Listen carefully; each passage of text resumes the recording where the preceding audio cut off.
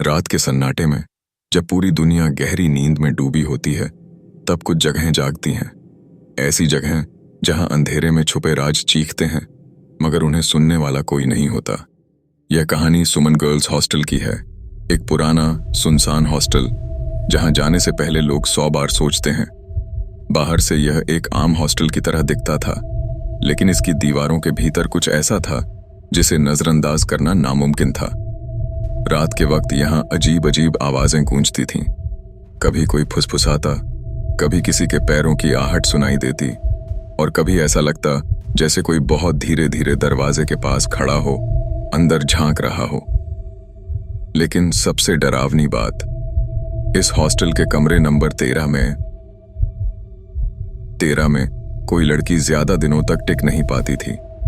जो भी वहां रहने आता, कुछ दिनों बाद या तो हॉस्टल छोड़कर भाग जाता या फिर कुछ ऐसा देख लेता जिसे कोई और समझ नहीं पाता। इस हॉस्टल में रहने आई 3 सहेलियां, निधि, स्नेहा और पूजा, इन अफवाहों को सिर्फ एक मजाक समझती थीं। लेकिन जल्द ही उन्हें एहसास हुआ कि यह सिर्फ कहानियां नहीं थीं, बल्कि एक डरावनी सच्चाई थी जो उनकी जिंदगी बदलने वाली थी। रात के सन्नाटे में जब सारी दुनिया गहरी नींद में थी, तब सुमन गर्ल्स हॉस्टल के कमरे नंबर 13 में कुछ अजीब घटनाएं हो रही थीं।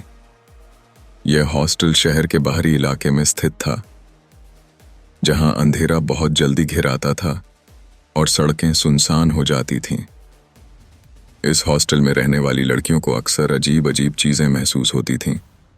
कभी दरवाजों का अपने आप खुलना, कभी किसी के रोने की आवाज आना, तो कभी खिड़की पर किसी का साया दिखना।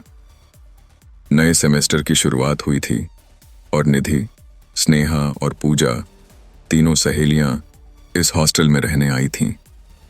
उन्होंने पहले भी हॉस्टल की डरावनी कहानियां सुनी थीं, लेकिन उन्होंने इसे सिर्फ अफवाह मानकर नजरअंदाज कर दिया।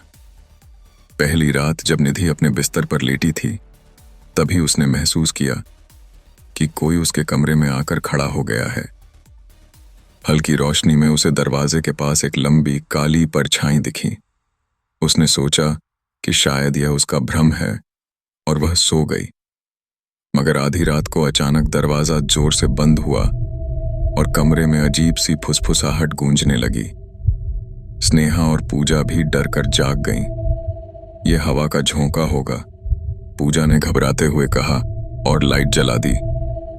लेकिन जैसे ही लाइट ऑन हुई, कमरे का शीशा अचानक चटकने लगा, जैसे किसी ने उस पर जोर से वार किया हो। तीनों लड़कियां अब पूरी तरह डर चुकी थीं। अगले दिन से हॉस्टल में और भी अजीब घटनाएं घटने लगीं। कमरे में रखी चीजें अपने आप इधर उधर हो जाती थीं। बाथरूम के शीशे पर किसी के नाखूनों के निशान उभर आते थे और रात में किसी के चलने की आवाज सुनाई देती थी। एक दिन निधि को अपनी किताब के पन्नों पर खून से लिखा एक मैसेज मिला, ये जगह मेरी है, भाग जाओ। अब तो लड़कियों की हालत खराब हो गई थी। उन्होंने वार्डन मैडम से शिकायत की, लेकिन उन्होंने इसे सिर्फ उनका वहम बताया और कहा कि हॉस्टल में ऐसी कोई चीज नहीं है। निधि को इस हॉस्टल के बारे में सच्चाई जानने की बेचैनी होने लगी। उसने लाइब्रेरी जाकर इस हॉस्टल का इतिहास खंगालना शुरू किया। उसे एक पुरानी अखबार की कटिंग मिली जिसमें लिखा था, 20 साल पहले इसी हॉस्टल के कमरे नंबर 13 में एक लड़की की रहस्यमयी मौत हो गई थी। उसका नाम संजना था। कहा जाता है कि संजना के साथ बहुत बुरा हुआ था। एक दिन वह अपने कमरे में मृत पाई गई, लेकिन उसके शरीर पर नाखूनों के गहरे निशान थे, जैसे किसी ने उसे नोचा हो। पुलिस ने इसे आत्महत्या करार दिया, लेकिन हॉस्टल की पुरानी लड़कियां जानती थीं कि संजना को किसी अदृश्य शक्ति ने मारा था। निधि ने यह सब पढ़ते ही अपने दोस्तों को बुलाया और उन्हें पूरी कहानी बताई। अब तक लड़कियों को यकीन हो गया था कि संजना की आत्मा अभी भी हॉस्टल में भटक रही थी। निधि, पूजा और स्नेहा ने एक पंडित को बुलाने का फैसला किया। पंडित जी हॉस्टल आए और उन्होंने पूजा करनी शुरू की। जैसे ही मंत्रों का जाप शुरू हुआ, पूरा हॉस्टल हिलने लगा। हवा इतनी तेज हो गई कि खिड़कियों के शीशे टूटने लगे। अचानक कमरे नंबर 13 का दरवाजा जोर से खुला और एक भयानक छाया दिखाई दी। यह संजना की आत्मा थी। उसकी आंखें गुस्से से जल रही थीं और उसके लंबे नाखूनों से खून टपक रहा था। पंडित जी ने तेज आवाज में मंत्र पढ़ना शुरू किया। ऊ काली कपालिनी स्वाहा। संजना की आत्मा चिल्लाने लगी। उसकी आवाज इतनी भयानक थी कि लड़कियों की रूह कांप गई। कुछ देर बाद आत्मा ने एक दिल दहला देने वाली चीख मारी और कमरे से गायब हो गई। पूजा के मन में अब भी एक सवाल था, संजना की आत्मा आखिर पाए क्यों अटकी हुई थी। निधि ने और गहराई से खोज की तो पता चला कि संजना को हॉस्टल की कुछ लड़कियों ने बहुत तंग किया था। उन्होंने उसे इतना प्रताड़ित किया कि वह डिप्रेशन में चली गई और एक रात उसने खुद को मार लिया।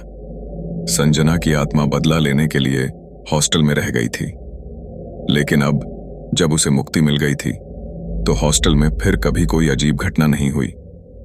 लड़कियों ने हॉस्टल छोड़ने का फैसला किया और हमेशा के लिए वहां से चली गईं। लेकिन अब भी जो कोई सुमन गर्ल्स हॉस्टल के पास से गुजरता है उसे एक लड़की के रोने की आवाज सुनाई देती है। क्या संजना की आत्मा सच में मुक्त हो गई थी, या वह अब भी अपनी मौत का बदला लेने के लिए किसी और शिकार की तलाश में थी?